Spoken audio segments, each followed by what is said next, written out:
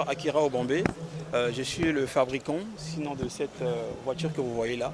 Il s'agit en fait d'une voiture 100% électrique, rechargeable et solaire également. Alors cette voiture a une particularité d'être non seulement 100% électrique, mais elle a également le panneau solaire qui permet non seulement de recharger les batteries, et c'est aussi une petite centrale solaire, dans le sens où si vous n'avez pas d'électricité chez vous, vous pouvez vous alimenter avec le véhicule. Donc en cas de coupure d'électricité, vous prenez une rallonge, vous branchez dans le véhicule et ça vous donne du 3000 watts. Donc c'est suffisant pour démarrer, sinon alimenter un frigo, un congélateur, largement une télévision. Donc ce véhicule a été conçu pour faciliter nos amis, nos frères, nos parents handicapés. On l'a conçu exclusivement pour les personnes handicapées parce qu'ils ont des problèmes de déplacement. Ils ont vraiment des problèmes de déplacement. Je crois que dans cette cérémonie, je ne sais pas si on peut compter 10 personnes handicapées ici. Ce n'est pas que la cérémonie ne les intéresse pas, c'est juste qu'ils ne peuvent pas venir ici parce que leur moyen de déplacement, c'est vraiment compliqué. Donc là, on est à notre deuxième modèle. Le premier étant à essence, ce deuxième, il est 100% électrique. Alors déjà, on n'est pas à ma première conception, c'est je crois la troisième ou la quatrième. La première était pour comprendre d'abord la mécanique, ça s'est passé. La deuxième, on s'est concentré sur le problème des personnes handicapées. Moi perso, je discute régulièrement avec ces personnes. Ils ont vraiment des problèmes de déplacement. Il y a des gens, vous les voyez avec des motos comme ça, des vélos dans la ville. Ne pensez pas que ça leur rend service. Ils galèrent vraiment avec ces véhicules. Alors quand je m'approche d'eux, on les pose des questions. Mais si on devait vous fabriquer un véhicule, qu'est-ce que vous voulez en fait qu'on y mette? Il y a des gens qui me disent, moi je suis commerçant, j'aimerais bien avoir une grande capacité de stockage parce que je veux bien aller acheter loin pour venir vendre beaucoup. D'autres disent, je veux me balader en famille.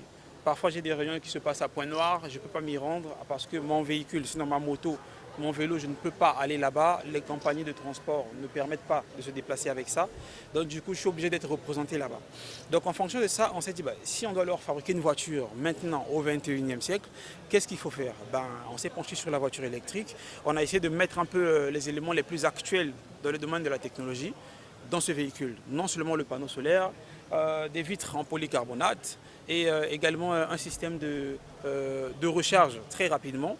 Donc voilà, l'idée c'est parce qu'on voulait finalement rendre ces personnes également autonomes. Parce que dire qu'il est commerçant c'est bien, mais il faut vendre, il faut beaucoup vendre aussi. Donc avec le véhicule, il peut aller loin parce qu'à charge pleine, le véhicule offre une autonomie de 175 km déjà. La vitesse maxi elle est limitée à 60 km. Et grâce à l'ajout du panneau solaire, l'autonomie va jusqu'à au-delà de 250 km. Donc avec ce véhicule, il peut aller très loin. Et il a la possibilité de se recharger avec une prise domestique. Donc facilement, il branche dans le véhicule et il branche à la maison dans une rallonge et il recharge son véhicule.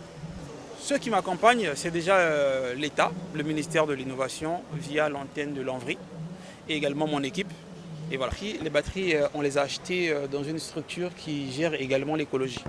Donc de la fabrication de ces batteries, eux ils se sont arrangés, nous on ne fabrique pas les batteries, eux ils se sont arrangés à produire des batteries qui respectent un peu l'environnement, parce qu'aucune batterie déjà ne respecte l'environnement, mais ils se sont arrangés quand même à avoir des batteries qui respectent la norme. Donc nous on est parti prendre ces batteries-là. Les panneaux solaires également, donc oui. Donc l'idée c'est d'aller vers toujours cette technologie-là et permettre à ce que les gens deviennent de moins en moins consommateurs des énergies fossiles, de l'essence, le gasoil et autres. Aujourd'hui, par ce prototype, on a voulu montrer aux gens qu'on est capable aujourd'hui de fabriquer une voiture électrique au Congo. C'est possible. Alors le coût, ça va dépendre de ce que le client sinon vous voulez. Parce que nous, on n'a pas tout mis à l'intérieur. Il est tricycle, mais peut-être que vous ne voulez pas une voiture tricycle. Oui. Pour nous, c'était déjà de présenter la technologie. Montrer que c'est possible, on est capable de le faire. Maintenant, en fonction de la demande, en fonction de ce que vous voulez, si vous voulez un véhicule pour le transport urbain ou encore pour le transport dans les zones rurales, ce n'est pas la même chose. Donc en fonction de ce que vous voulez, on va s'asseoir, vous allez discuter avec notre équipe, on va prendre en compte vos exigences pour finalement vous donner. On a énormément de projets et ce qui pose problème, c'est les partenaires et les moyens. On en a besoin. On en a besoin. Vous m'avez demandé ceux qui m'accompagnaient, j'ai cité l'Envry, j'ai cité mon équipe, j'ai oublié de citer le cabinet Servi. Alors le cabinet Servi nous accompagne dans tout ce que nous faisons aujourd'hui, surtout dans la partie juridique également, dans l'apport financier également. Il est toujours avec nous, donnant des vies. Déjà, ça a été financé par le gouvernement. Je pense que c'est un début. Et je demande au gouvernement de ne pas s'arrêter là. D'ailleurs, je ne suis pas le seul innovateur qui peut faire ce genre de choses. On est nombreux. On est nombreux. Ils savent qu'on est nombreux. Je pense qu'ils devraient encore écouter. Parce que si c'était vraiment mis dans ce projet, on veut produire des bus électriques. C'est possible aujourd'hui. Des bus scolaires électriques, c'est possible aujourd'hui. Des tracteurs électriques, des machines agricoles électriques, c'est possible aujourd'hui.